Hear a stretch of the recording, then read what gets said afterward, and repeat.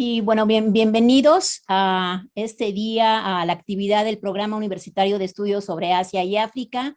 El título de nuestra actividad es el Día Internacional de la Mujer Trabajadora y por supuesto que para nosotros como Programa Universitario de Estudios sobre Asia y África es muy importante celebrar este día, no solamente para México, América Latina, sino también en una región donde desde lo que vemos, desde nuestros ojos, es a veces muy difícil romper el techo de cristal. En este conversatorio, que es de 3 días, se llama Epistemologías Feministas y Género, Diálogos desde el Sur, y pues bienvenidas, bienvenidos a todos ustedes, porque creo que es muy importante conocer a través de nuestras ponentes pues otro tipo de experiencias, sobre todo en países como China, Corea y Japón.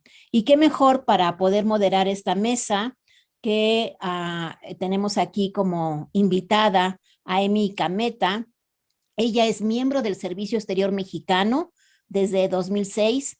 Actualmente es directora para China, Japón y Sudeste Asiático en la Dirección General para Asia Pacífico de la Secretaría de Relaciones Exteriores y ha sido jefa de la sección de Asuntos Académicos, Ciencia y Tecnología y Cooperación Internacional en la Embajada de México en Japón, casi por 10 años, desde 2012 hasta el 2021, así como encargada de asuntos políticos, económicas y culturales en el Consulado de México en Albuquerque, Nuevo México, antes de llegar al Japón. Y además, previo, ha sido consultora en políticas públicas en la firma Solana y Asociados, gerente de relaciones públicas de la agencia New Grand Partners y analista para América del Norte en la Dirección General de Relaciones Internacionales de la Secretaría de Educación Pública. Es licenciada en Relaciones Internacionales por la Universidad Iberoamericana y maestra en Ciencias Sociales y Planificación en Países en Desarrollo por el London School of Economics, y también tiene una maestría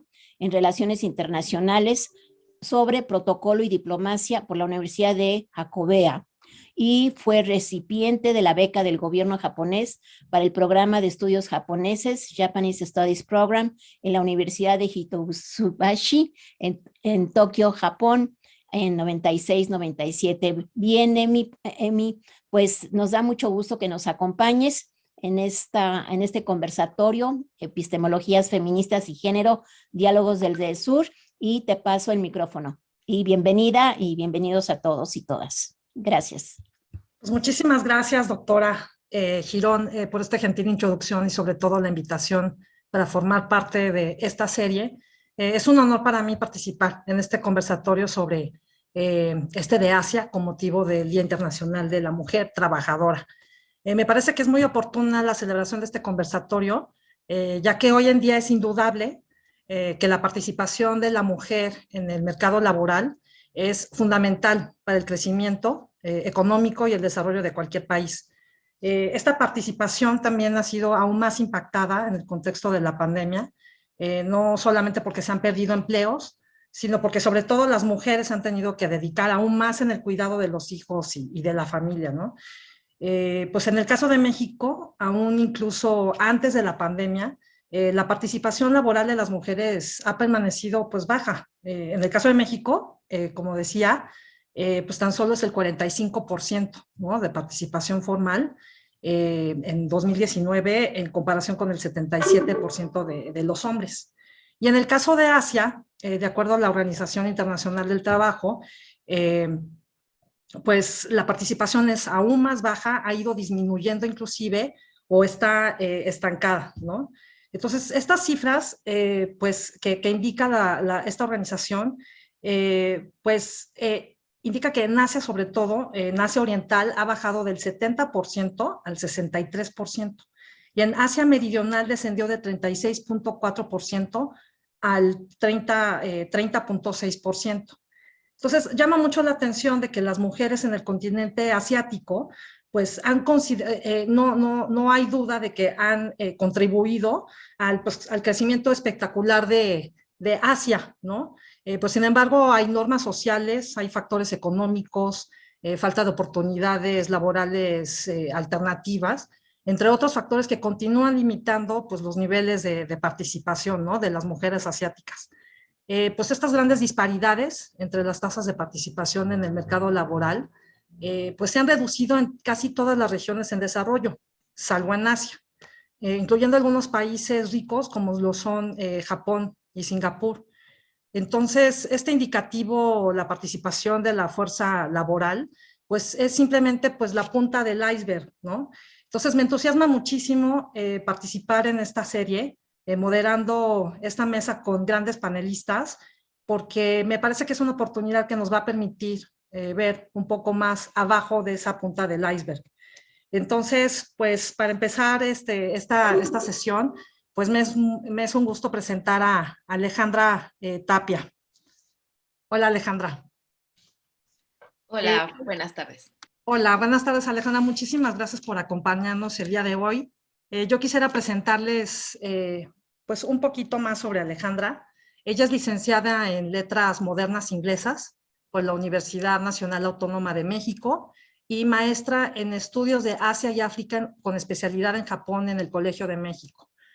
Su tesis de licenciatura, Written on the Body, una voz en el continuum del lenguaje, recibió una mención honorífica en el marco del premio Colin White al mejor trabajo de titulación de letras inglesas. Se ha desempeñado como docente, redactora publicitaria, gestora académica y cuenta con más de 10 años de experiencia en los ámbitos de la traducción y los servicios editoriales como Tusquets, Editores, Paidós, Penguin Random House, RBA México y Santillana, así como con el sector público como la Secretaría de Cultura.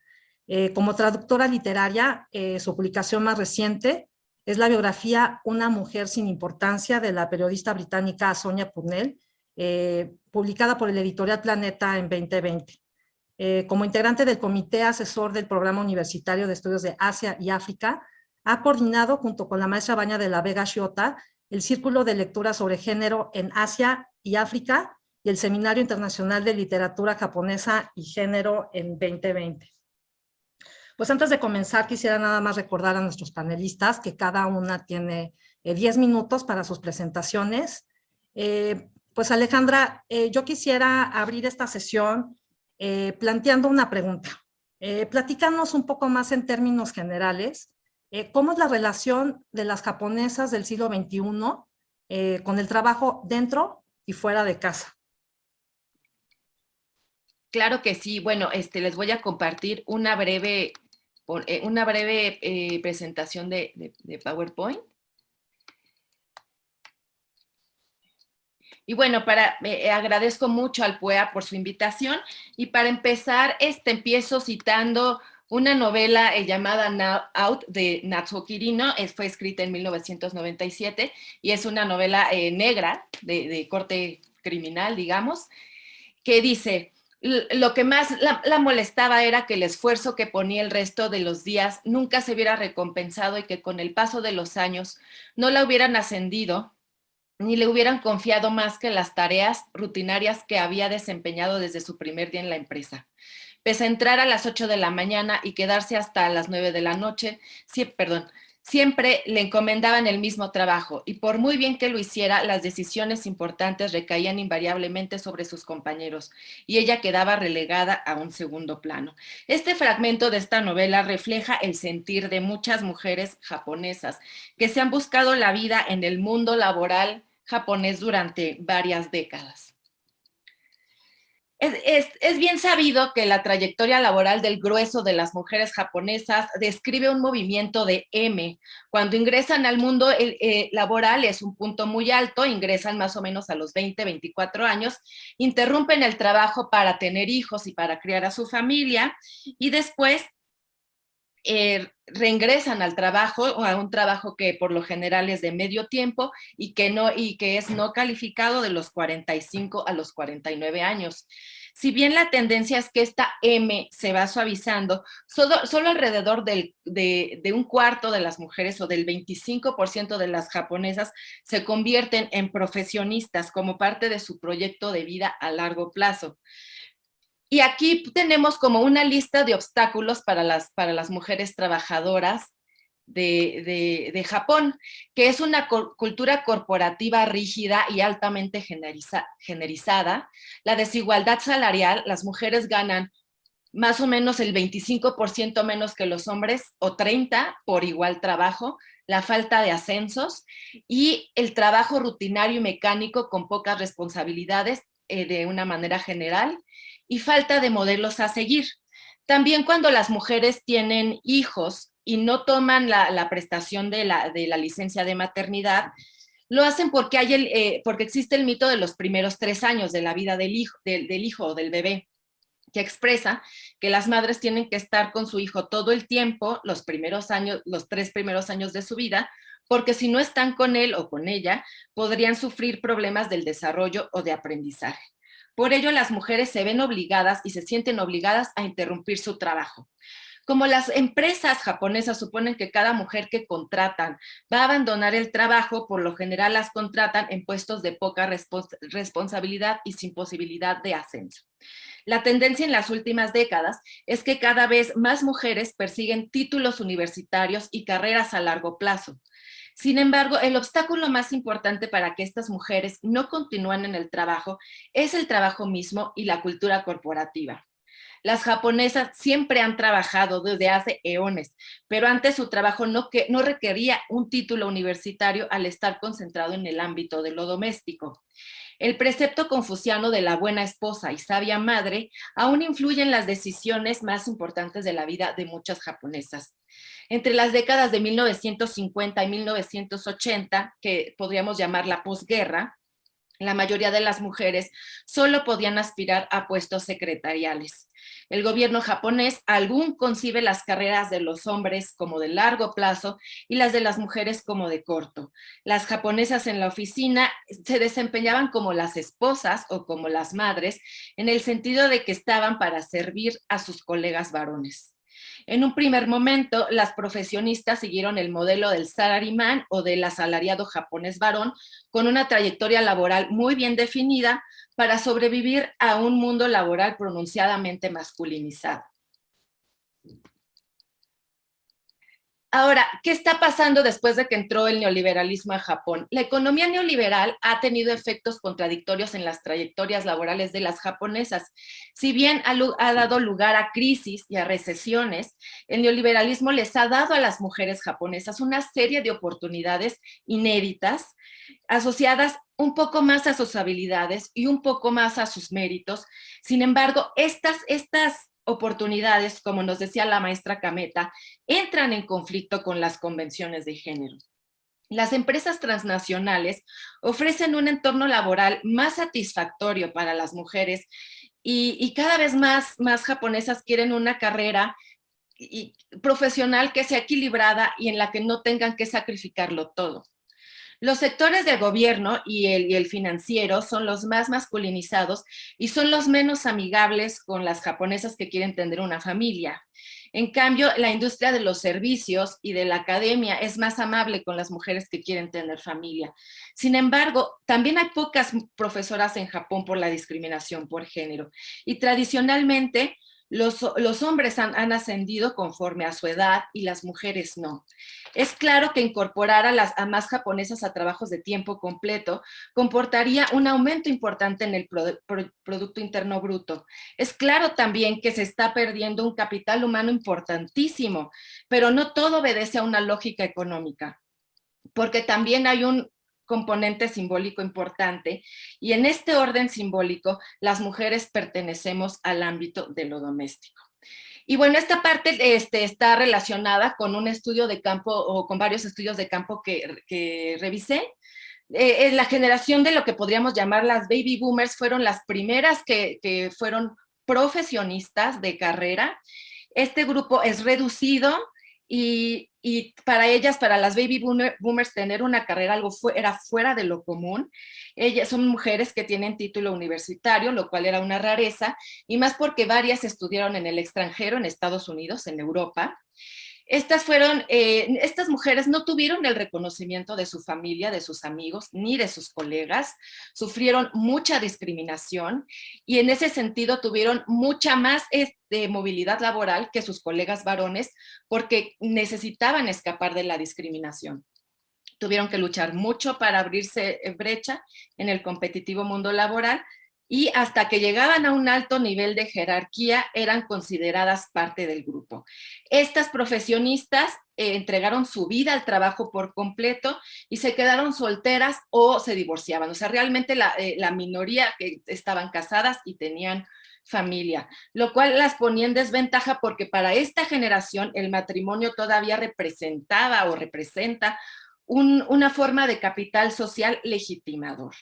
Tenían que trabajar también el triple de sus colegas varones para demostrar su valía y ellas crecieron en la posguerra, que han tenido un fuerte sentido de resiliencia. Sin embargo, al retiro, al final de sus vidas, se enfrentan a una gran soledad, aislamiento y al sentimiento de ser inadecuadas por no encontrar similitudes con otras mujeres de su grupo etario. Y aquí les presento el cartel de una serie que justamente nos revela o nos presenta el perfil de una mujer que pertenece a la generación de Baby Boomer con una mujer de la generación Millennial y se ve mucho cómo ven el trabajo cada una y además cómo ven y cómo detentan el poder. Ahora, las profesionistas de la burbuja económica, ellas son mujeres que tuvieron un desempeño escolar notable, mujeres con estudios en el extranjero, este grupo se benefició mucho del rápido crecimiento económico y tuvieron acceso a muchas oportunidades laborales que las otras mujeres no tuvieron. La parte negativa es que por lo general dejaron de lado su vida personal y su salud, que después evidentemente les pasaría la factura. El perfil de este tipo de mujeres es meticulosas, temerosas, perfeccionistas, buscaban el reconocimiento de sus colegas varones hasta mimetizarse con ellos. Sin embargo, recibían ese mensaje de que con sus títulos académicos y con sus trayectorias laborales no encontrarían pareja. Y sin embargo, para este grupo etario la soltería era la única manera de evitar convertirse en ama de casa. Pasamos rápidamente a la generación perdida, que son un grupo de mujeres que ya también ocupan más espacio en el mundo del trabajo, que cuando ellas entraron al trabajo en la década de 1990 estaban muy ocupadas estableciendo su carrera, sin tiempo para reflexionar en su vida cotidiana. Y es un momento en el que las japonesas, a pesar de la crisis y de ser un momento de transición, tenían como este sentimiento de tener las riendas de su vida en sus manos. Sin embargo, ellas tuvieron más dificultades para encontrar trabajo, tuvieron mucha presión para casarse y para tener hijos también. Y en este momento transicional de crisis, el matrimonio se conceptualizó como un refugio emocional y financiero que daba la ilusión de permanencia y de seguridad. También había esta creencia de que el valor de una mujer era directamente proporcional a su estado civil. Y hay también mucha aprensión de grupo, de hacer lo que la mayoría hace, y pues la dificultad también de estas mujeres para encontrar pareja es que por lo general los varones japoneses no suelen casarse con mujeres de su perfil profesional y decil de ingresos, sino con mujeres menos educadas y de menores ingresos. Esta generación de japonesas quedó atrapada entre viejos conceptos y nuevas tendencias. También sufrieron mucho, como el resto de las generaciones, de la somatización del estrés, porque pues muchas mujeres también de esta década que empezaron a trabajar en los 90 se encuentran también en un momento en su quincuentena que están enfrentando también los efectos de la menopausia que pues afectan laboralmente a todas las mujeres, tanto física como emocionalmente. Y terminamos también con las millennial, que son mujeres con opciones laborales más limitadas, cada vez se va precarizando más el ámbito laboral. Muchas de ellas al principio de su carrera vivieron con sus padres. En el peor de los escenarios no pudieron ni independizarse, casarse ni tener hijos por la precariedad laboral. Y para esta generación existe la creencia de que dedicarse a la carrera en vez de a la familia y a los hijos es egoísta. Es una generación de japonesas que está concentrada en su desarrollo personal, que tiene la certeza de que debe labrarse su camino y su entorno es de mayor flexibilidad, pero también de incertidumbre y de desempleo. Bueno, aquí les comparto el cartel de una película y cito: las niñas de provincia somos explotadas cuando llegamos aquí, es como si Tokio se alimentara de nosotras. Es una película que habla mucho del trabajo y del desarrollo personal y laboral de las nuevas mujeres. El trabajo es parte de la construcción de nuestra identidad y de la identidad de todas las mujeres del mundo. Y en Japón no solamente se trata de sobresalir, sino de encajar. También creo que las japonesas se han preguntado desde hace muchos años cómo ostentar el poder desde su ser mujer sin tener que recurrir a imágenes como la del salaryman. También tenemos que imaginar cómo va a ser el perfil de la salary woman. También creo que las trayectorias laborales de las mujeres nos advierten sobre no romantizar esa autonomía que nos aísla de todos, de nuestra red afectiva y que nos enajena. Y la pregunta es, ¿cómo puede haber empresas amigables que fomenten una vida más equilibrada, que incorpore la idea y la vivencia de la familia? Y bueno, pues ya para terminar, pues la pandemia y las japonesas pues ha cambiado muchas cosas, ha creado una crisis bastante importante en cuanto a la pérdida de empleo, el aislamiento, se evidencia más la falta de corresponsabilidad, el aumento en la violencia doméstica y sexual y el incremento también en la tasa de suicidios. Bueno, como nos decían, también el Japón es el país desarrollado con mayor brecha de género. Esto impacta a la baja natalidad. Si sigue con la tendencia actual, va a llevar a la quiebra al sistema de pensiones. Y para las japonesas, los trabajos informales y precarios han aumentado. No hay correspondencia entre la alta educación de las mujeres y las oportunidades laborales e ingresos que podrían obtener.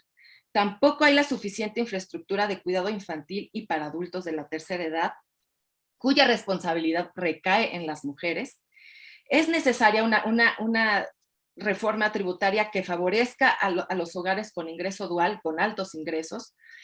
Y en el ámbito cultural y de políticas públicas, el espacio de las japonesas, que sigue siendo el hogar, y el de los hombres el de proveedor. Las políticas públicas en realidad no están fomentando la corresponsabilidad en el hogar, porque el trabajo no pagado y de cuidados de las mujeres quintuplica al de los japoneses. Apuntar al equilibrio entre la familia y el trabajo no solo es un asunto que beneficiaría a las japonesas. Tener una vida familiar puede aportar mucho a la vida de los japoneses. Japón tiene una de las licencias de paternidad y maternidad más generosas del mundo, pero los japoneses varones no las toman. Solo el 13% de los varones lo hacen, porque temen interrumpir su trabajo, porque nadie más de sus colegas toman licencias de paternidad, porque tomar licencia de paternidad causaría inconvenientes para sus colegas y porque les reducirían el ingreso. Ante este escenario, lo que se busca es que la licencia sea obligatoria por ley, porque el cambio cultural siempre resulta ser más lento. Muchas gracias.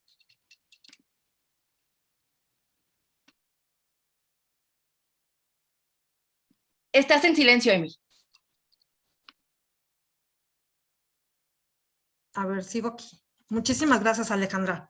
No, pues realmente es muy interesante todo este recorrido, ¿no? De dónde se han situado las mujeres japonesas, digamos, en estas últimas décadas. Bueno, para continuar quisiera presentar a la siguiente ponente, Ravina Dimitrova.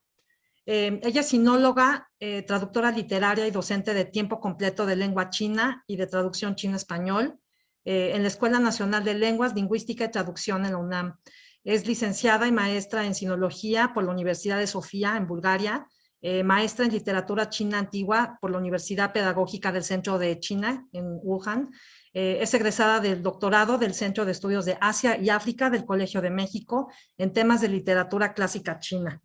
Es colaboradora también del Programa Universitario de Estudios sobre Asia y África de la UNAM, como coordinadora del submódulo China, de su diplomado de estudios sobre Asia y del Seminario Internacional Literatura China y Género, y cuenta con una docena de artículos en español, búlgaro, chino, inglés, sobre temas de literatura y cultura y lenguas chinas. Sus traducciones literarias y académicas se han publicado en México, Chile, Argentina, España, China y Bulgaria. Chile, no, creo que dije Chile, también China, y ha recibido varios galardones por sus traducciones de literatura china, como el Premio Internacional de Traducción de Obras Excelentes de la Literatura China Contemporánea en 2014, que otorga la Asociación de Traductores de China en Beijing. Fue revisora también de la traducción al español del Diccionario de Caracteres Chinos Xinhua, la obra lexicográfica con más reimpresiones en la historia de la edición mundial. Es miembro de la Asociación Mexicana de Traductores Literarios, la Organización Mexicana de Traductores, la Asociación de Traductores de China, la plataforma de traducción CCTSS de la Universidad de Lengua y Cultura de Beijing, entre otros. Muchísimas gracias, Rabina. Yo quisiera partir la pregunta con base a esta idea que ha surgido de las mujeres de hierro que están regresando a los hogares. ¿Cómo interpretarías esta idea? ¿Es un replanteamiento de valores tradicionales o lo considerarías un retroceso en materia de equidad de género? Buenas tardes a todos. Me da mucho gusto saludarlos y saludarlas en este Día Internacional de la Mujer Trabajadora. Muchas gracias por esta pregunta, pero realmente en el último mes ha surgido un tema que literalmente encadena esta imagen y esta idea de la mujer de hierro y nos las presenta desde una perspectiva que espero no amargarles la fiesta. Les voy a compartir un PowerPoint porque sí es una noticia que creo que no ha venido hasta México y en China incluso empezó a desencadenar creaciones literarias. Me van a decir si se ve bien y si se comparte en pantalla completa. ¿La están viendo? Todavía no. Todavía no, Rabina. Listo. Ok. Bien, es que sí, siempre tarda un poco en compartirse. ¿Ahora sí se ve en pantalla completa o sigue siendo en pantalla chica? Sigue en chico, Rabina. O sea, se ve bien, pero está en chico. Sí, Ajá. se ve como las siguientes diapositivas también. Sí, pues vamos a esperar un rato a que se comparta normalmente y si no se comparte normalmente lo vamos a ver así, porque últimamente el Zoom ha estado haciendo muchos problemas. Quiero retomar una cosa de las que dijo Alejandra, ¿no? De esta tradición de los 3 años y de los hijos que tienen que ser acompañados por no solo las madres, también los padres, como muy bien lo dijo ella, durante los primeros 3 años de vida. En China, esto es una larguísima tradición que fue por primera vez puesta en palabra, es decir, vuelta a ley social por Confucio, que una vez en conversación con un alumno suyo, le preguntó, cuando se van tus padres, cuando mueren, ¿cuánto crees que tiene que durar el luto? Y el alumno dijo un periodo relativamente corto, 1 año, lo que dura, ¿no? Una renovación completa de la naturaleza, un ciclo natural. Solo que Confucio, como muchas veces pasa en los diálogos entre Confucio y sus alumnos, esperó a que el alumno poco sabio y poco virtuoso se salga y dijo, ¿no? Probablemente ante otro alumno.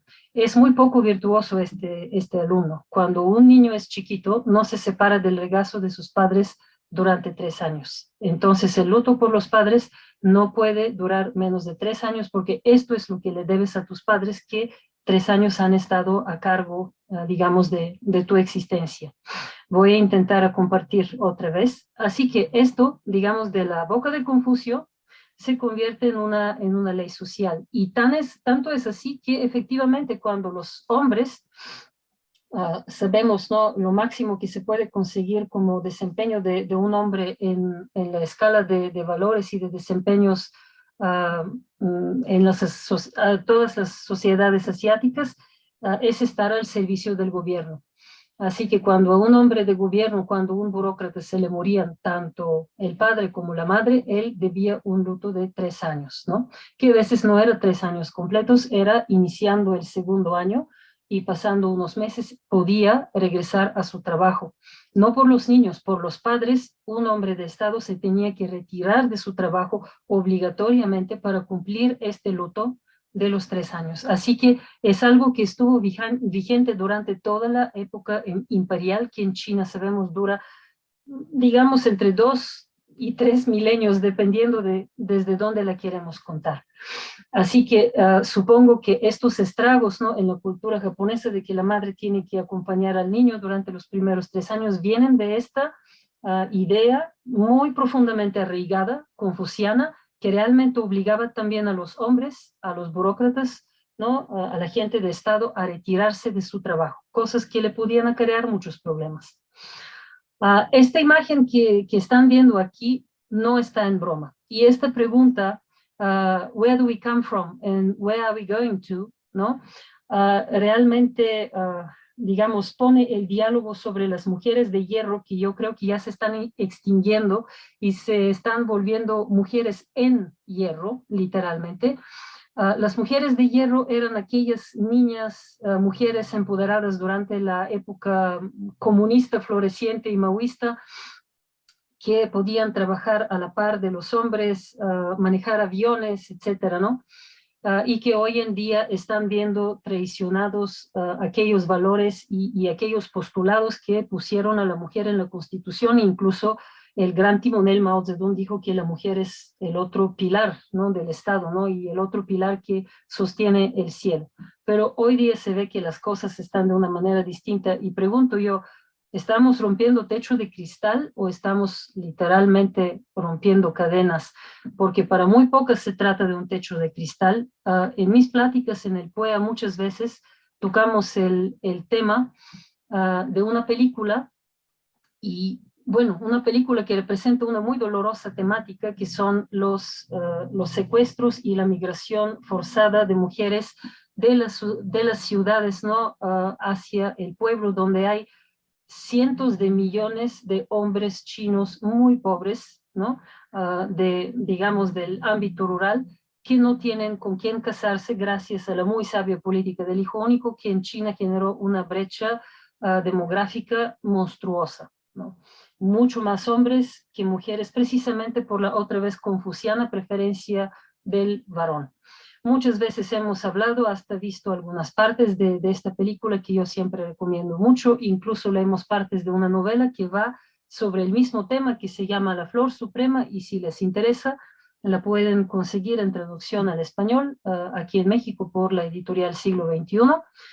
La película es del 2007, la novela es del 2016, y hoy día, 2022, el 26 de enero, en plenos olímpicos, nos transportamos a esta ciudad, Suzhou, donde la historia sucede de veras, enfrente de los ojos de los chinos que querían celebrar unos olímpicos, pero salió, digamos, a la luz del día esta historia y la celebración realmente se opacó muchísimo, porque ahora creo que ni en los medios chinos los olímpicos son un tema predominante a esta historia, que proviene de la ciudad de Suzhou, que como pueden ver está en las regiones más desarrolladas, más fértiles de China, en las regiones donde hay industria, etcétera, que están en los lugares bastante centrales, que se supone hay control, hay vigilancia y hay orden, ¿no? Ni hablar qué estará sucediendo aquí en las regiones montañosas de China, donde ahí ni el orden ni la ley se pueden adentrar mucho. Acaban de encontrar, literalmente hace poco menos de un mes, una mujer encadenada durante más de 20 años, una mujer secuestrada, arrastrada a este pueblo, casada contra su fuerza, le sacaron los dientes, le cortaron la lengua y la tuvieron encadenada durante más de 20 años, en los que ella parió 8 hijos.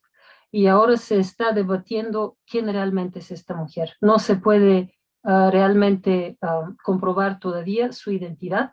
Se proponen 3 distintas identidades de 3 lugares de China. En los 3 casos se trata de mujeres secuestradas. Esto es la cara más probable de esta mujer antes de que ella sufra todo este infierno terrenal. Las fotos no son ningún montaje, así con esta cadenita la encontraron y es su alrededor corriendo sus 8 hijos que se han crecido con una madre encadenada ante sus ojos, ¿no?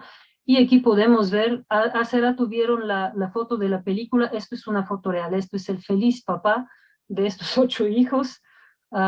Pueden buscar videos, fotografías y mucho material en internet para que con sus propios ojos vean la abrumante miseria en la que vive esta gente y la manera en que pasan sus días, ¿no? Pero la gran alegría de tener tantos hijos y de tener una mujer, pero tratarla no como una mujer. Así que mujeres de hierro, no sé, mujeres en hierro, eso sí.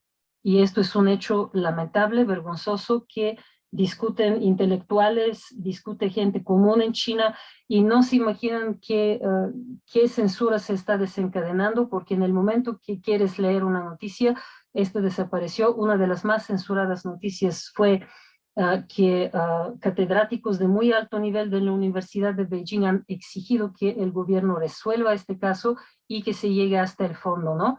Porque incluso se llegó al absurdo de que la jueza, primera creo en este caso, puesto que se encontró un comprobante de matrimonio, que aquí lo pueden ver, con el doble carácter de la doble felicidad, y yo lo miro a este doble carácter de doble felicidad y tanto me parece, Cadenas, que hasta se me salen las lágrimas. Nunca lo había visto así, este carácter tan hermoso y auspicioso que siempre se pega en los matrimonios, en las casas chinas, incluso en mi matrimonio que se celebró en un pequeño restaurante chino aquí en la Ciudad de México estuvo este carácter y ahorita lo veo y me parece, Cadenas.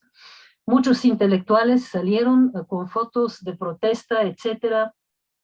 Se empezaron a realizar obras de arte. Les voy a leer unos poemas que primeramente cuando los guardé, yo tengo un celular chino y un celular mexicano, ¿no?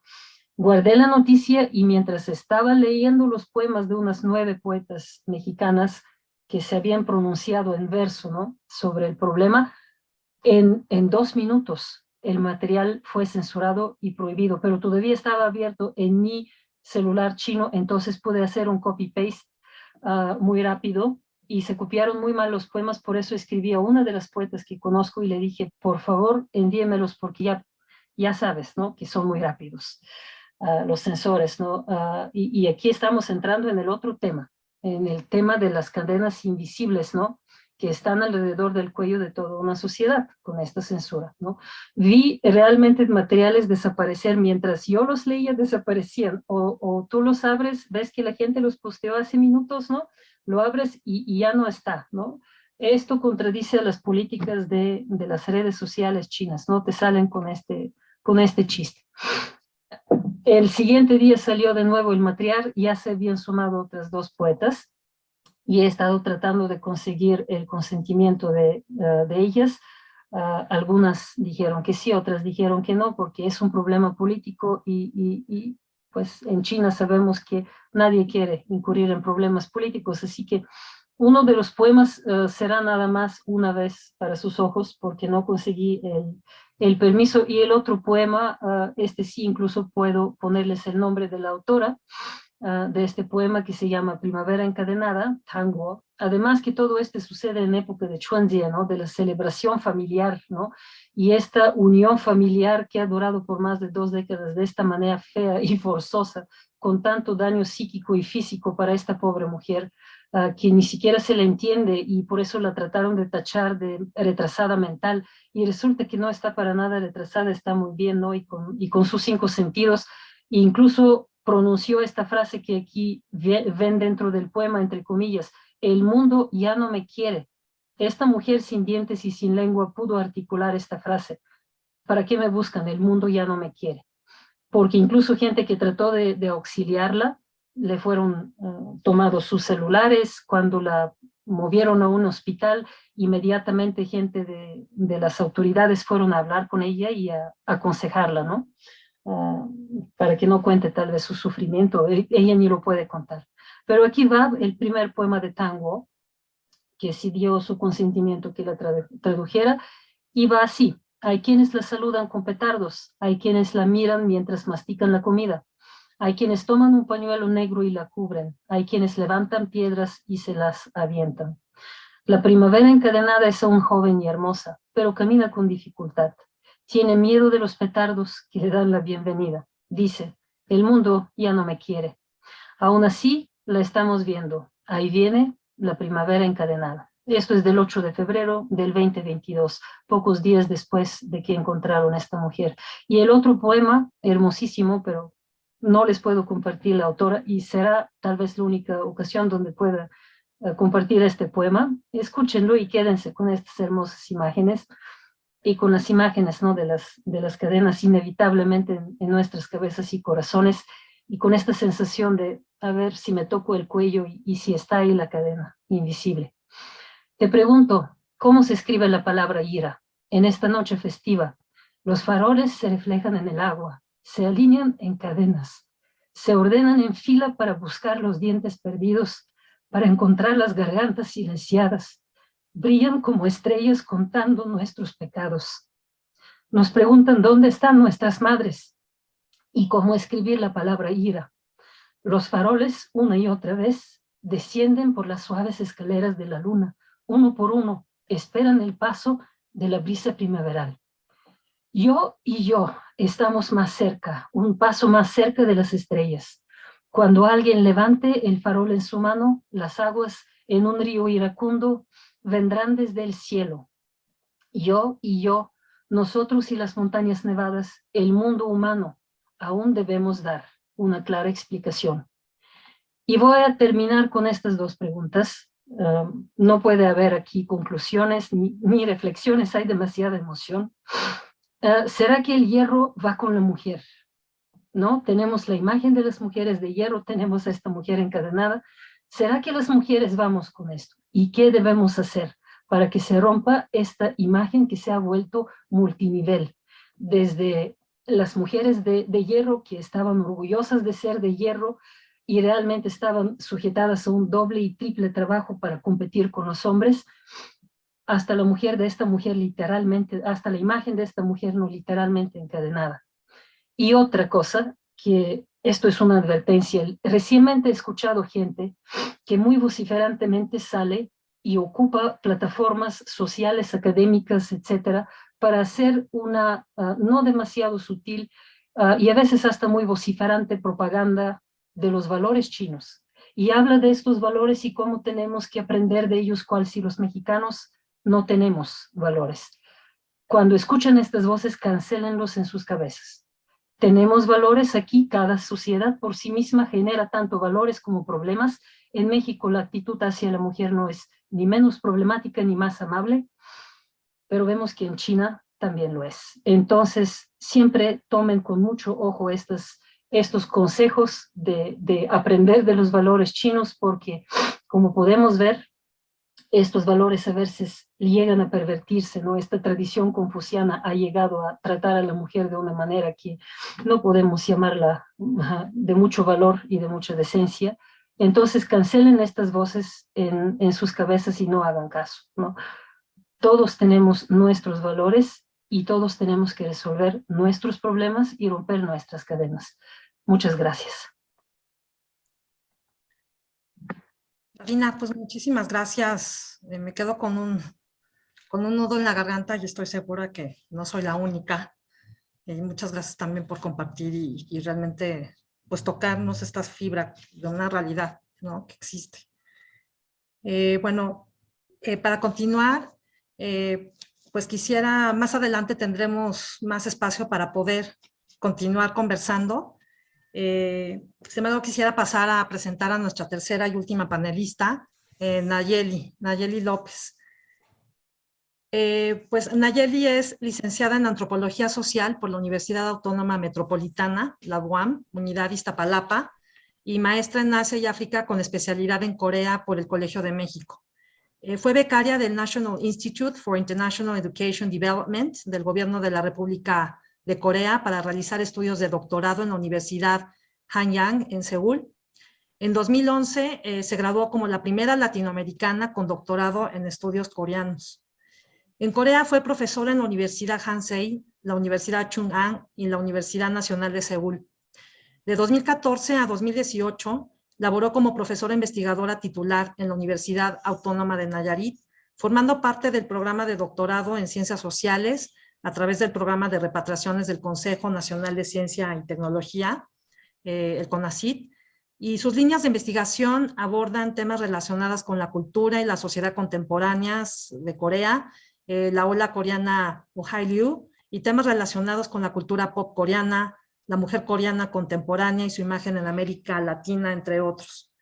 Es investigadora a nivel 1 del Sistema Nacional de Investigadores del Consejo Nacional de Ciencia y Tecnología, el CONACYT, y recientemente ingresó a la Coordinación de Humanidades de la Universidad Nacional Autónoma de México, la UNAM, como investigadora del Programa Universitario de Estudios sobre Asia y África, donde desarrolla diversas actividades sobre Corea. Muchísimas gracias, Nayeli. Pues qué gusto. Pues yo pasaría, nos gustaría que nos platicaras un poco más a partir de los imaginarios que se perciben de la República de Corea en la actualidad. ¿Tú podrías decir que las relaciones patriarcales todavía persisten en la sociedad coreana y cómo se reflejan estos en la brecha entre los hombres y mujeres en la actualidad? Sí, a mí muchísimas gracias y pues mucho gusto también de estar aquí contigo hoy. También agradecerle a la doctora y a Vania, ¿no?, por integrarme en este conversatorio. Saben que a mí me fascina y me encanta estar aquí.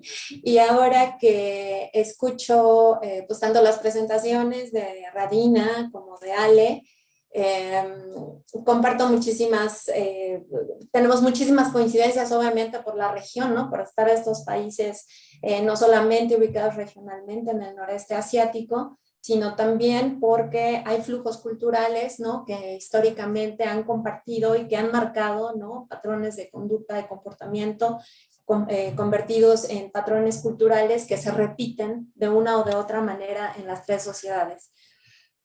Algo que mencionó Radina, y con esta sensibilidad que ella tiene para poder hacer estas traducciones, que me parece fundamental, y por eso creo que este tipo de espacios que el PUA está planteando, ¿no?, de entablar diálogos directos con estas sociedades, justamente aporta en esa desmitificación de ciertos conceptos, ciertas imágenes, ciertas ideas o ideales que tenemos de estas sociedades, no porque no las respetemos, al contrario, siempre basadas en una relación de respeto, pero creo que las reinterpretaciones que a veces damos no corresponden a lo que realmente ellas son en la vida cotidiana. Y una de estas ideas es esta imagen, como bien dice Radina, ¿no?, de querer aspirar a ser como una sociedad china, o seguir el modelo de desarrollo japonés, o seguir el modelo de desarrollo coreano como un ejemplo, ¿no?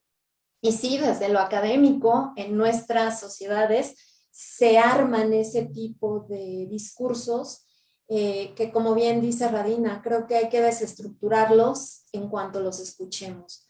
No por no validarlos, al contrario, sino entrar justamente a un proceso de construcción para poder armar una realidad que nos permita a nosotros aproximarnos de una manera mucho más directa, lo más objetiva posible, porque esta relación de objetividad-subjetividad a veces es muy difícil de medir, pero creo que es necesario. Y en base a esa reflexión, me encantaría contestar esta pregunta que es, desde mi punto de vista, muy importante reflexionar, ¿no?, por diversas razones. Primeramente, señalar que la República de Corea pues, ha ganado presencia internacional en diversas sociedades en los últimos años, impulsada principalmente por una industria del entretenimiento, ¿no?, por una industria cultural que ha logrado cautivar el interés especialmente de los jóvenes de sociedades como la mexicana, ¿no? Hay muchas otras sociedades como pues toda América Latina, ¿no?, incluso algunos países de África o de Medio Oriente o Europa como Francia, ¿no? Desde mi perspectiva, es fundamental pensar a esta sociedad en su contexto real para poder acercarnos al conocimiento y al entendimiento de esta sociedad. A partir de diversos análisis en torno al rol y el lugar de las mujeres en la Corea contemporánea, ¿no? Una de las características más importantes y a la vez más contradictorias es justamente esa que nos promueven a través de sus imágenes particulares correspondientes a una sociedad democrática, equitativa y desarrollada, pero que contrasta radicalmente con el acceso a la equidad en la sociedad, no solo entre hombres y mujeres, sino en todas las relaciones establecidas, desde una cultura arraigada fuertemente en la tradición confuciana, ¿no? Lo mismo que mencionaba Rabina y Ale, y que fue reafirmada también en el periodo de la posguerra, ¿no? Después de 1953, entre 1960, que empieza el desarrollo y el despegue económico de la República de Corea. Fue reafirmada esta tradición confuciana con la llegada del capitalismo, ¿no? De este tipo de organización laboral y de mercado que hoy se ha convertido en este fenómeno neoliberal, ¿no? Y que ayudó en demasía a reafirmar el control patriarcal que ya existía en la Corea tardía, ¿no? En la última dinastía coreana, donde el neoconfucianismo, como una reinterpretación confirmada de la ideología confuciana, se reafirma en el imaginario, ¿no? Y en la práctica social de la sociedad de Corea del Sur. Esto sustenta la existencia de las relaciones patriarcales como el eje de la dinámica social en Corea, que si bien ha dado grandes pasos en el desarrollo que tiene que ver con lo económico, lo empresarial o lo tecnológico, en el aspecto social hay cuestiones que se han polarizado fuertemente, sobre todo en los últimos años.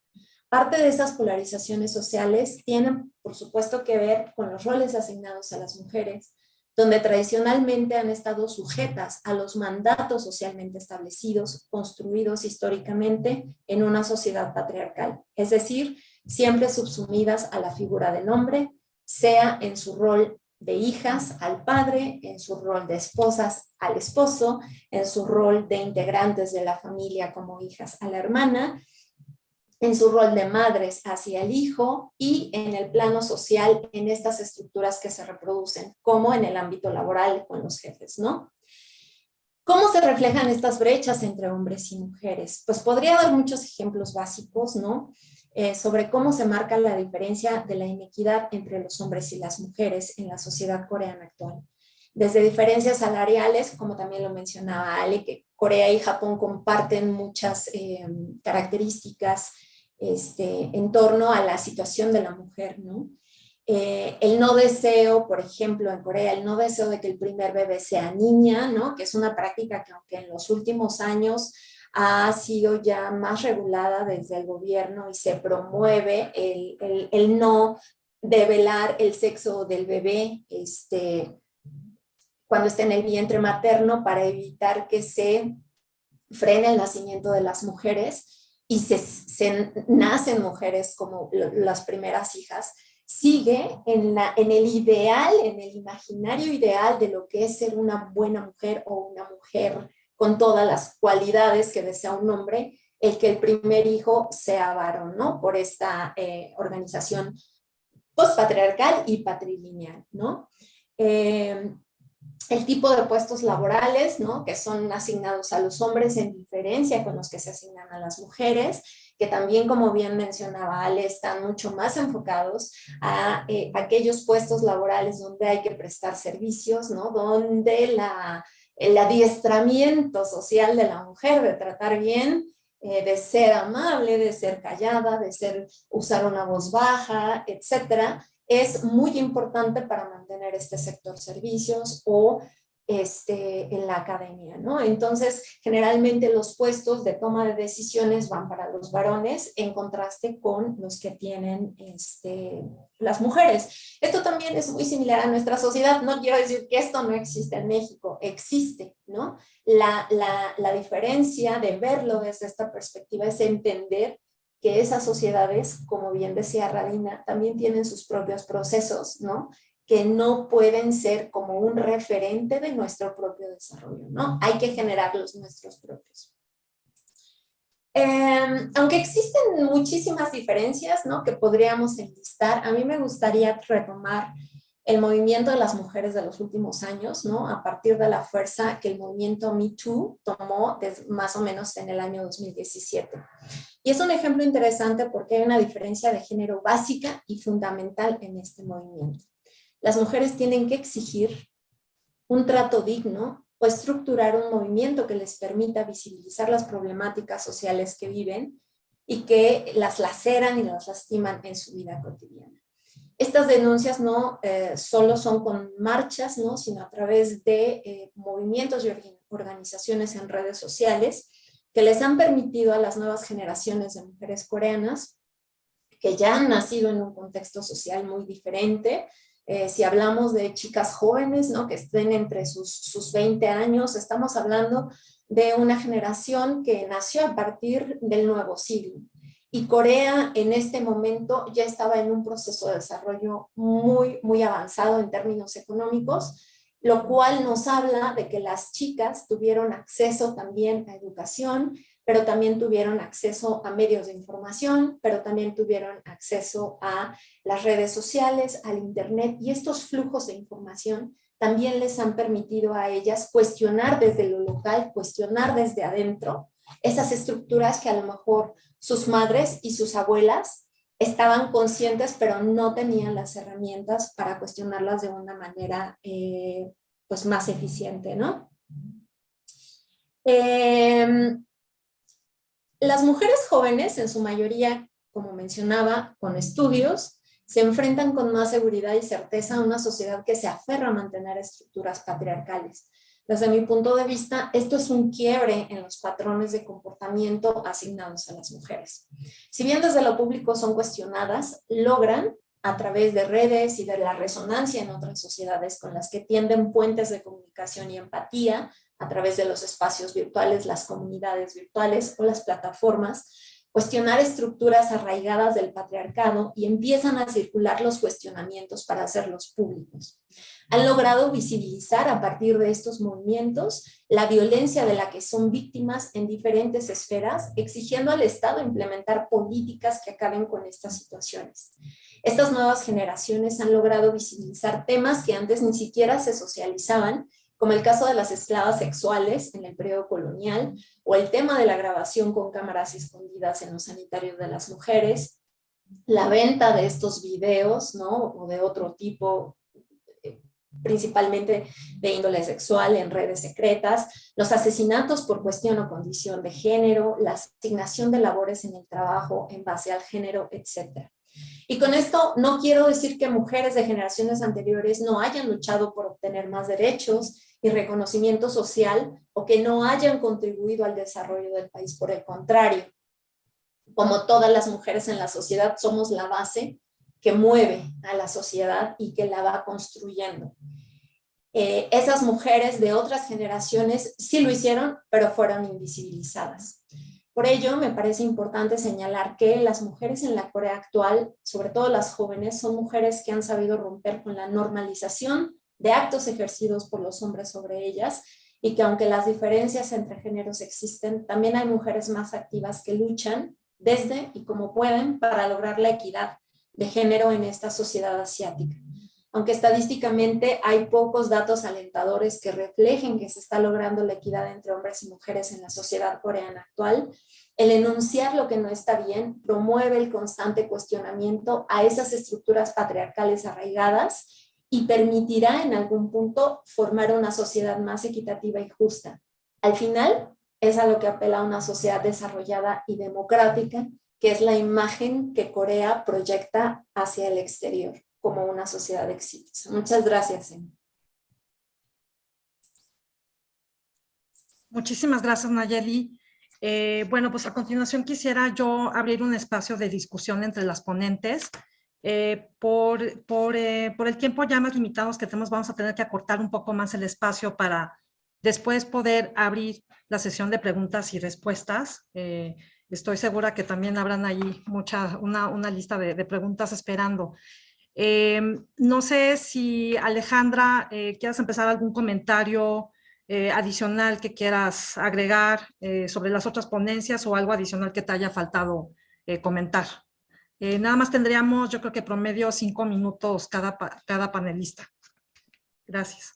Bueno, solo me faltaría agregar que sí ha habido desde hace décadas políticas públicas en Japón relacionadas con la igualdad de las mujeres, pero han sido políticas que no han sido realmente obligatorias y que no tienen un efecto vinculante en las empresas. Entonces, realmente si las cumplen o no las cumplen, pues no hay consecuencias para las empresas de Japón y para el gobierno mismo. Creo que la baja tasa de natalidad que presenta un problema formidable para Japón en el presente y en el futuro está directamente relacionado con la desigualdad de las mujeres en el ámbito laboral, pero como es un problema que los empresarios y los políticos pues no conciben como algo inmediato, sino que pues va a pasar en algún tiempo, pues no están tomando realmente acciones, tienen una mirada cortoplacista y creo que ese es un gran problema para la sociedad que pues espero que no exploten, que no les exploten las manos, pero pues todo parece que así será. Gracias. Muchas gracias. Radina, ¿algo más que nos quieras compartir o comentar? Yo comentaría, ¿no? A partir de lo que las experiencias, ¿no? Y el conocimiento que estaban compartiendo las dos colegas, ¿no? Que siempre sí, en países más pequeños, ¿no? Donde hay menos población, como que es mucho más fácil, ¿no? Cuando no enfrentas una población cuantiosa, donde sí es muy difícil de imponer cualquier tipo de control, ¿no? E incluso con la política del hijo único que mencioné, incluso entonces, ¿no? En los lugares más remotos, esto no se podía realmente controlar de manera efectiva. Pero veo que en dos países como Japón, como Corea, aunque con defectos, ¿no? Aunque, digamos, cambios cosméticos, ¿no? O cambios que se quedan nada más en papel y se toma mucho tiempo, ¿no? Poder implementarlos en la práctica, pero siempre sí, digamos, enfrentando una población menos cuantiosa que tiene mayor calidad de vida, ¿no? Mejor calidad de vida, donde las leyes se pueden implementar más efectivamente, es decir, se pueden llevar a cabo las cosas de veras, ¿no? Porque no hay lugares donde no pisan la ley, no están esos pueblos remotos donde la mitad de las mujeres son secuestradas y donde ni siquiera la policía se atreve a penetrar porque los van a encontrar literalmente con los hachas, ¿no?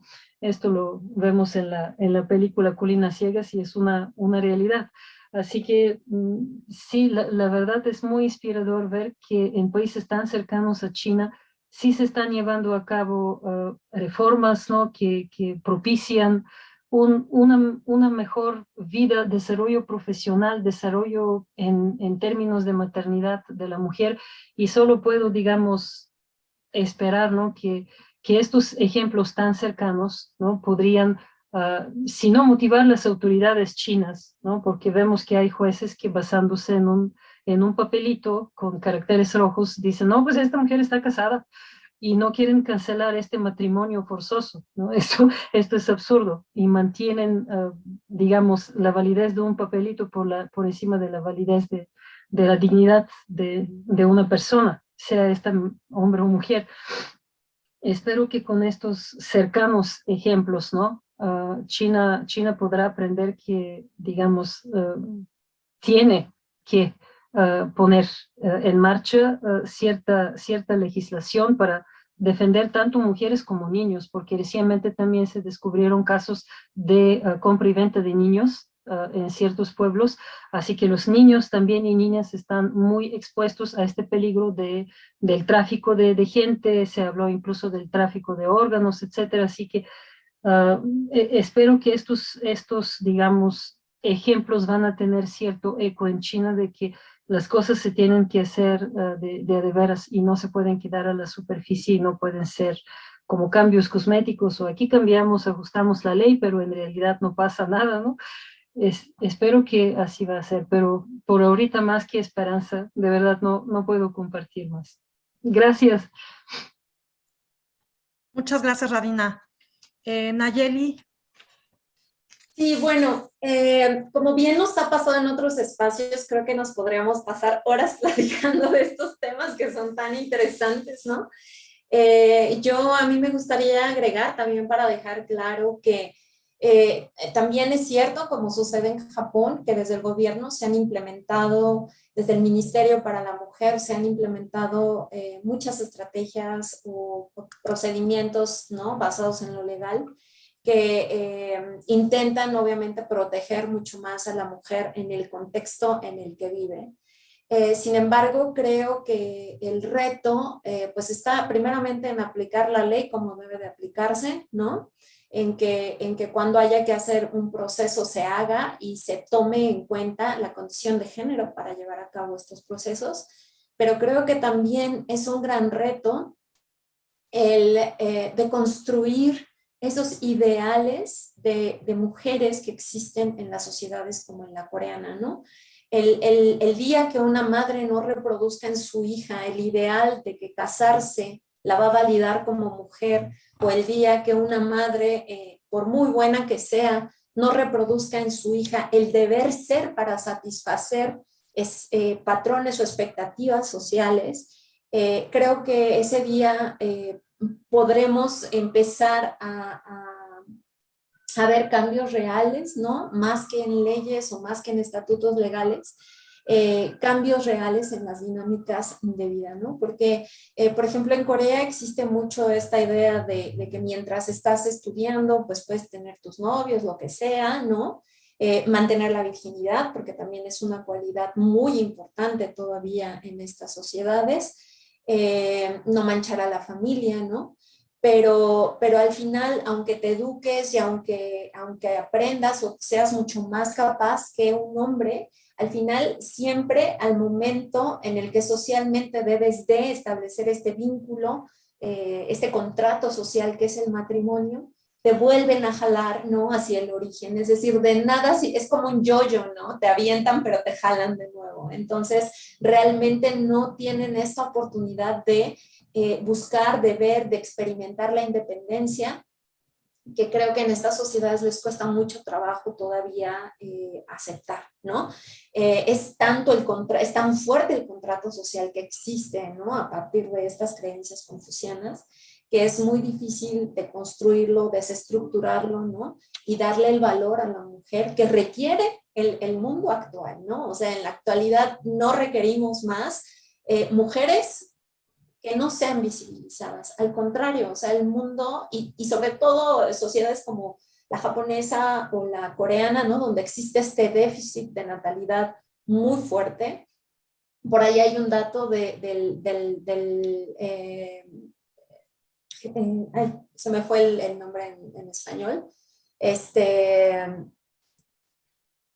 Fondo Monetario Internacional, creo que es FMI, ajá, que decía que si se integrara a la fuerza laboral a todas las mujeres coreanas educadas, ¿no?, capacitadas para poder ejercer cualquier puesto, ¿no?, el Producto Interno Bruto crecería de una manera impresionante. Entonces, a veces yo me pregunto, bueno, si realmente estas sociedades seguían como todas, ¿no?, por el acceso a lo económico, ¿no?, el desarrollo, etcétera, ¿qué les impide, ¿no?, aceptar que estamos como mujeres en condiciones de pensar, de cuestionar, de desarrollar, de construir? Porque al final siempre lo hacemos. Desde el espacio que nos den, lo hacemos, ¿no? O sea, no dejamos de trabajar. Entonces, creo que es muy importante tener estos espacios de reflexión para empezar, ¿no?, a circular estos diálogos y estas manifestaciones que hay en otras sociedades, para entender también que no estamos solas, ¿no?, en una lucha, sino que estamos por todo el planeta, literal. Muchas gracias. No, pues muchísimas gracias a todas las panelistas. Pues realmente ha sido pues una discusión pues muy nutrida. Quisiera pasar a la sesión de preguntas y respuestas. No sé si hay alguien que quiera mandarnos pues, su pregunta a través del chat. Por lo pronto tengo una pregunta que no es tanto del tema en sí, pero Celian ya nos está preguntando en dónde pueden encontrar más sobre su trabajo.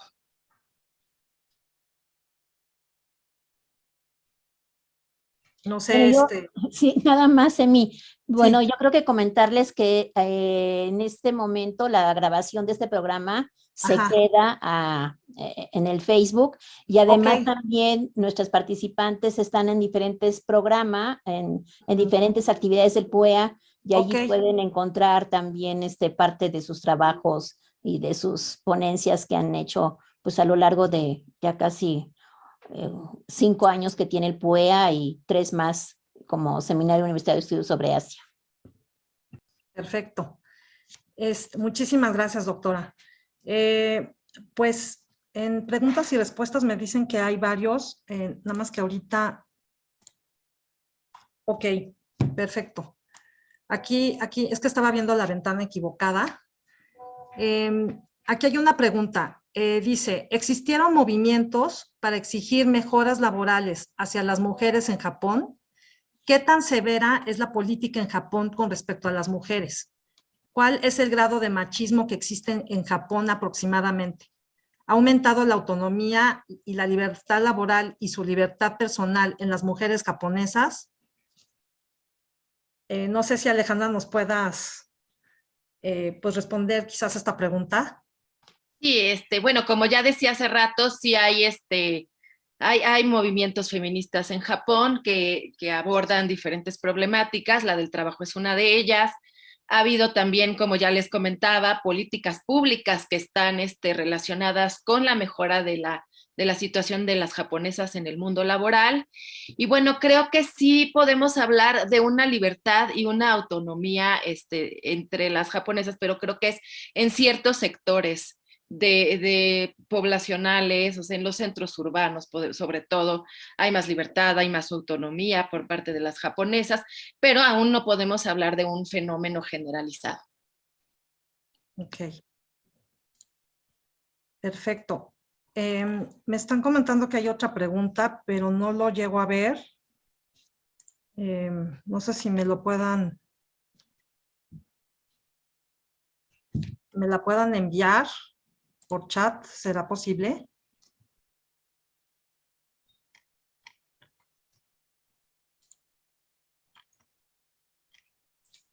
A ver, estoy A ver esperando. si por ahí Javier o José, a ver si nos la pueden, porque yo tampoco las veo. Ah, por ahí ya aparece. Ya aparece. Ah, perfecto. Pregunta de Donají. ¿Cómo ha influenciado el movimiento feminista y cómo lo ha visto la sociedad? No sé si desde la perspectiva coreana, Japón, China, no sé si Bueno, nos puedan platicar cada panelista un poquito yo, desde la perspectiva de sus países. sí, yo podría comentarle que, bueno, el movimiento en Corea, que ha sido muy fuerte, ha sido sumamente castigado. Es muy cuestionado, perdón, los reprimen mucho y justo por eso las redes han aparecido como una plataforma, como un espacio protector, ¿no? Porque pueden mantener también pues un perfil anónimo. Sin embargo, pueden organizarse. Entonces, en términos sociales, no está bien visto, ¿no? Las han categorizado, pues igual que acá, ¿no? Que feminazis, etcétera, que siempre usan estos adjetivos, pues para descalificar el movimiento.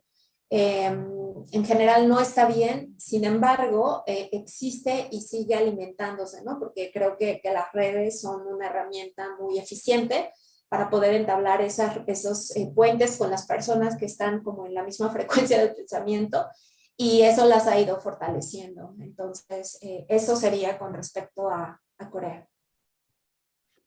Muchas gracias, Nayeli. Muchas gracias.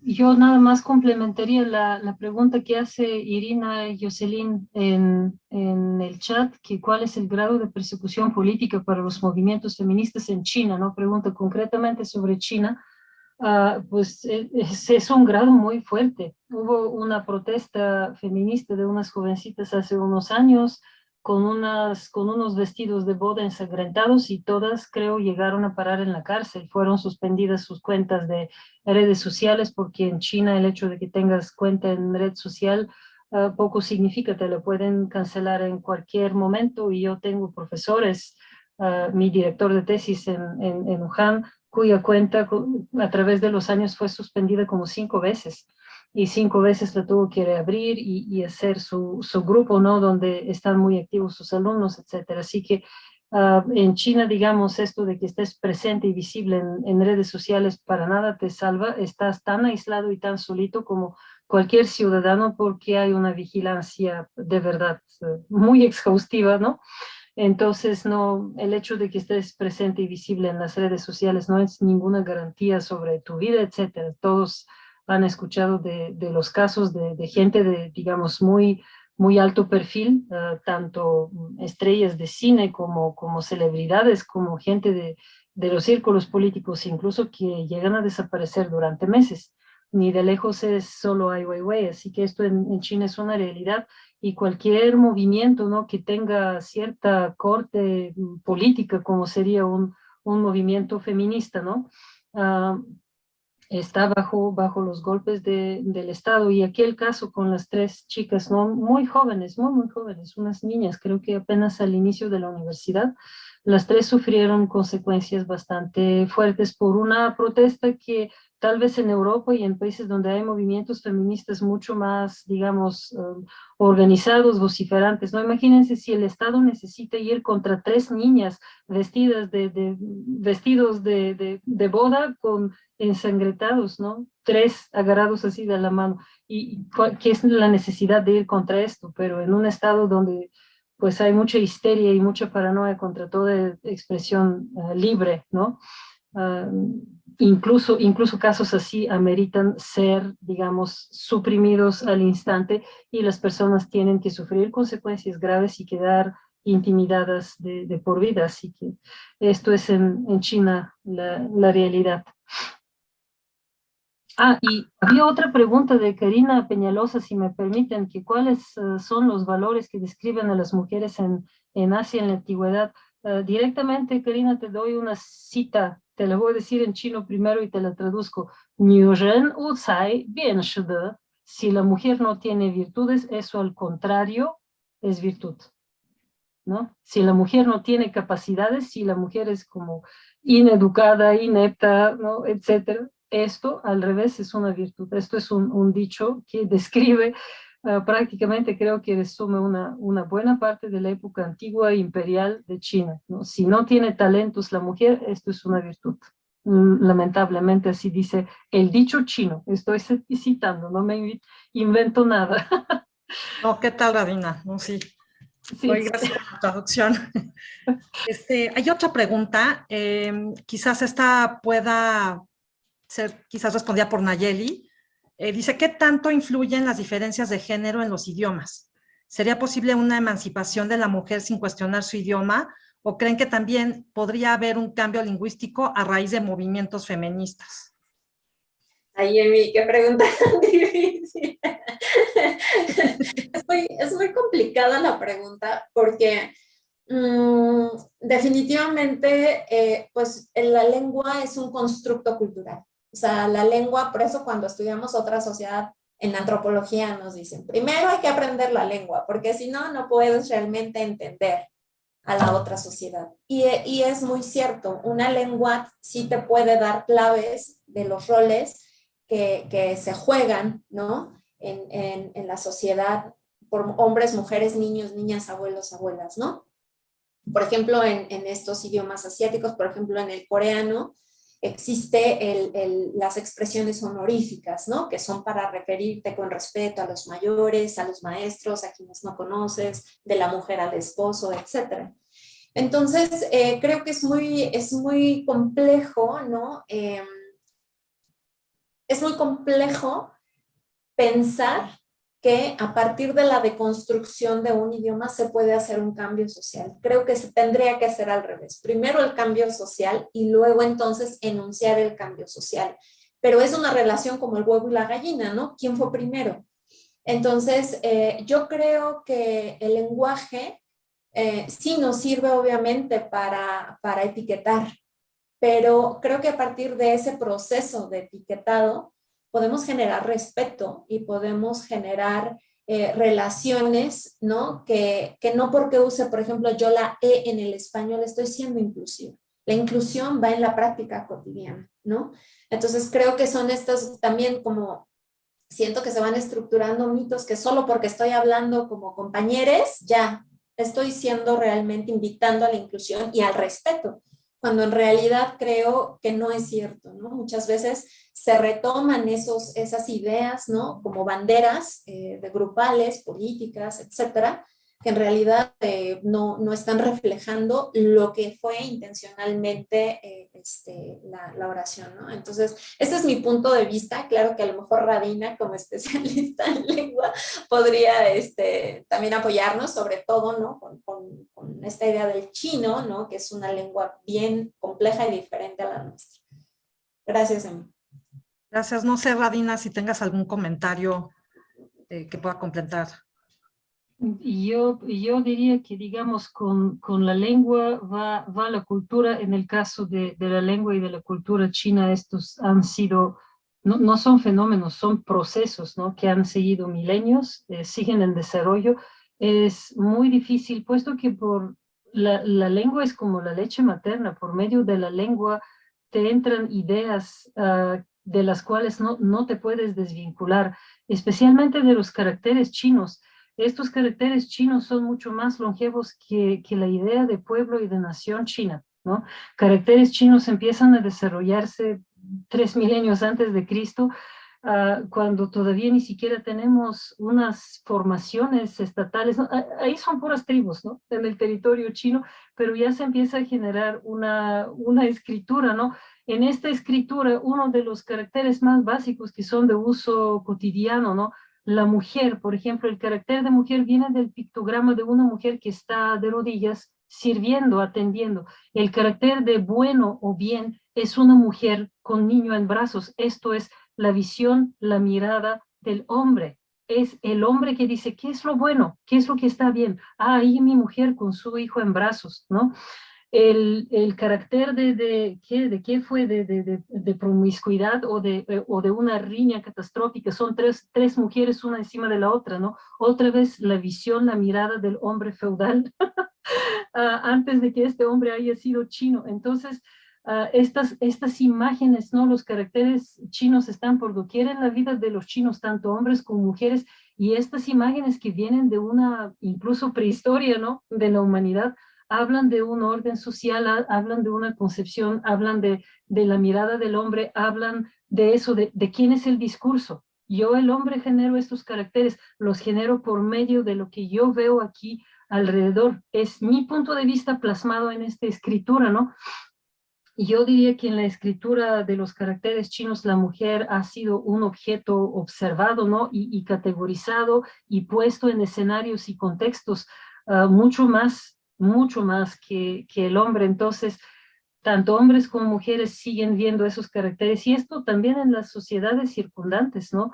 Corea, Japón, cuya poesía clásica se escribe en chino. Esto es algo, digamos, de lo que la gente difícilmente puede despegar, porque los caracteres chinos están muy presentes con lo visual, no con lo pictórico, y ahí han estado milenios. No importa en qué dialecto hablas, tú comunicas con esta escritura, y esto es algo compartido de todas las sociedades asiáticas, ¿no? En esta región. Entonces, ¿cómo salvarse, ¿no? De estas imágenes que a diario te comunican, ¿no? Incluso cuando no los lees, como un etimólogo que busca el significado del carácter siendo chino, ¿no? Esto es algo que se reitera. De hecho, hay en los objetos de bronce antiguos hay un monstruo, el Tao Tie, ¿no? Una cabeza monstruosa hecha de partes de distintos animales. Y se dice, un investigador extranjero describe la presencia de esta imagen, que de veras es omnipresente, está en objetos, está en paredes, en columnas, en todos lados está este Tao Tie, y lo llama la tiranía del símbolo. Los caracteres chinos también ejercen esta tiranía, ¿no? Y hacia la mujer, esto es de de una manera bastante evidente. Eso diría yo. Muchas gracias. Muchísimas gracias, Radina. Desgraciadamente se nos ha terminado el tiempo en esta sesión, pero quisiera antes de cerrar este conversatorio, preguntarle a la doctora Girón si quiere agregar algún comentario que nos pueda ayudar a ir cerrando este círculo. Claro que sí, Emi. Sí, mira, una de las cosas que sí me gustaría comentar es que yo creo que todas las mujeres hemos estado encadenadas a lo largo de la historia, pero lo más interesante de este proceso y por lo que se ha platicado aquí es que a las mujeres cuando de acuerdo, bueno, como economista, cuando el ciclo económico necesita una fuerza de trabajo, entran las mujeres. Cuando eso ya se recupera y ya no es necesario, o a lo mejor es mejor confinarlas al cuidado de los niños, pues también se hace desde un velo que casi ni siquiera nos damos cuenta. Entonces, a mí me parece que más allá, efectivamente, todo esto que hemos oído el día de hoy, sí lo tenemos que ligar a lo que es desde un enfoque económico y quizás muy racional. Y algo que me parece fundamental es cómo la palabra feminista, o sea, decir yo soy feminista, ha ido cambiando para mi generación, o sea, la generación que somos pues, los boomers, ¿verdad? Decir ser feminista, bueno, era algo horrible decirlo todavía hace 10 años. Sin embargo, esa palabra cada vez comprende toda una serie de una lucha que poco a poco es ir desconstruyendo lo que es el patriarcado. Entonces, y esto es muy interesante porque incluso en la misma China, recuerdo que ya va a ser pues ya, fue en el 2019, me invitaron a dar una plática en en el programa de Jianxin, que es de la Universidad de Beijing, y la palabra feminismo está velada, se habla sobre género. Y aquí sí hay que reconocer de alguna manera la apropiación de la palabra feminismo y género por parte tanto de Naciones Unidas como de los organismos multilaterales, que hay una crítica muy fuerte, la cual yo la comparto, pero creo que ya el poder poner esta palabra en las políticas públicas me parece que es un gran avance. Y yo con esto, pues muchísimas gracias a todas y te paso el micrófono, Emi. Muchísimas gracias, doctora. Pues realmente ha sido un privilegio estar moderando este conversatorio. Bueno, de la punta del iceberg que yo empecé, pues realmente siento que hay muchísimo más abajo, más iceberg, y no hemos llegado pues ni la mitad del fondo, pero esta conversación nos ha acercado, nos ha dado una perspectiva mucho más profunda, lo complejo del tema. En Asia no nada más podemos hablar de las mujeres asiáticas como si fuera una sola como región en bloque, sino que cada país también pues tiene como sus tintes históricos, culturales, a lo mejor hay también coincidencias. Me pareció muy interesante cómo Alejandra nos dio toda una perspectiva también histórica, empezando 1950, 1980 en la posguerra, pues cómo esta figura, ¿no? De los puestos secretariales, me acuerdo que pues sí era el salaryman, ¿no? El hombre trajeado con su, ¿no? Con su portafolio, pues realmente sacrificando su vida para el crecimiento de esta empresa, ¿no? Multilateral, multinacional, pero las mujeres son las office ladies, ¿no? Las OLs, ¿no? Las que sirven el té, ¿no? Se dedican a hacer labores y todavía pues permanece parte, ¿no? O sea, ha habido cambios, pero sí, cuando mencionaste salaryman, dije, claro, y también están las office ladies, y que en esa época también en los 80s había muchas series de televisión sobre las office ladies, ¿no? Pero todo muy, muy claro, ¿no? Ellos son los salaryman, nosotros office ladies. Pero luego también, pues hicimos este recorrido, pues de las baby boomers, las profesionistas de la burbuja económica, la generación de la década perdida, y pues ya hasta llegando ahora a los millennials, ¿no? Que también ahorita estamos pues tratando de entender, ¿no? Cuáles son sus aspiraciones, cuáles son sus inquietudes, pero sin embargo, a pesar de estos como sí cambios, todavía permanece como sentido muy, muy fuerte de encajar, ¿no? A las expectativas, no salirse como demasiado como del renglón, pero habría que imaginar, yo creo que la reflexión es cómo podemos reflexionar, quizás qué sería una salary woman, ¿no? Ujú. Pero también habría que ver, bueno, si las mujeres también quieren ser salary woman o no, ¿no? Y sin embargo, bueno, pues la participación, una mayor participación de las mujeres en el mercado laboral en Japón, pues está como también económicamente y socialmente y políticamente como justificado porque habría que empujar, ¿no? Pero otra vez nos topamos con pared de que más allá de lo económico, lo político, pues hay algo también ahí cultural, ideológico, social, que es muchísimo más profundo y que vale mucho la pena pues continuar con esta reflexión. Y también nada más termino resumiendo un poco lo que expuso Alejandra, pues las políticas, sí hay políticas, ¿no? Pero no son vinculantes. Ujú. Habría que también por ahí pensar por qué no son vinculantes, ¿no? Y Radina, bueno, pues sí esta mesa también ha sido una montaña rusa de reflexiones, pero también pues de emociones. Y yo creo que la pregunta central que tú nos planteas es romper el techo de cristal o romper cadenas. Creo que muchas veces en las últimas discusiones hablamos de romper ese techo de cristal, pero es verdad, o sea, también pues las cadenas, ¿no? Y están estas cadenas invisibles, ¿no? Es esta situación en China, sobre todo, me parece que este caso que nos conmovió a todos, que los pasaste, nos tocó una fibra muy importante que nos da una perspectiva de también qué es lo que está pasando, no nada más detrás de esa China que está en crecimiento, que es una potencia global, segunda economía del mundo y próximamente, si no es que ya el primero, ¿no? Y también pues tener esa, pues el poder ver más allá de lo que se nos presenta. Me pareció también muy, muy importante esta parte de pues, las legislaciones para proteger a las mujeres, a los niños.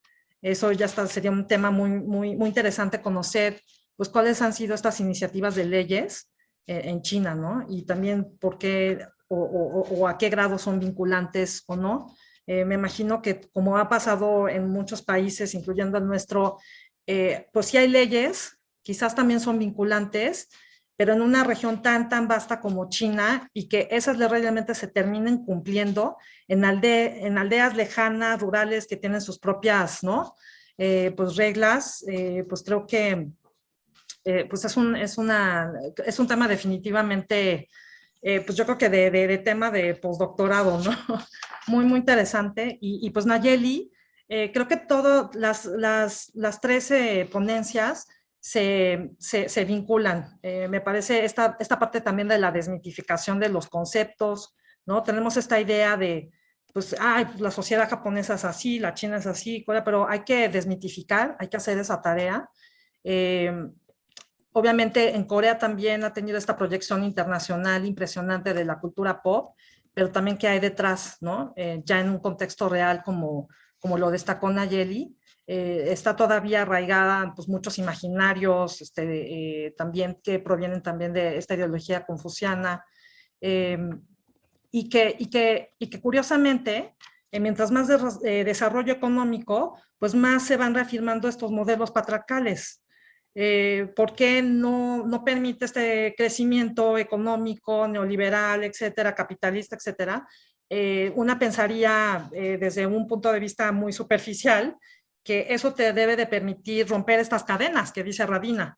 Y al contrario, es una reafirmación pues de modelos patriarcales, ¿no? Que todavía están ahí muy, muy arraigadas. Me parece que en general Asia puede ser pues es una, también desde mi perspectiva, experiencia, pues son como de extremos. Están en el mismo espacio, está la modernidad, pero pues la tradición, en su máxima expresión, ¿no? Y todo conjugando en un mismo espacio físico y de tiempo. Y también me pareció muy, muy interesante estas nuevas generaciones. Creo que habría que ver cómo se van desarrollando en los diferentes países asiáticos este acceso a la información, también el poder hacerlo público. Como dice Radina, pues en algunos países hay más apertura, pero en otros como en China muy, muy difícil, ¿no? Entonces, pues yo quisiera nada más agradecer la invitación nuevamente a la PUEA por invitarme a formar parte de este conversatorio. Realmente fue como para un té, ¿no? De jazmín, pero pues de repente el tequilazo, ¿no? Ciertos temas.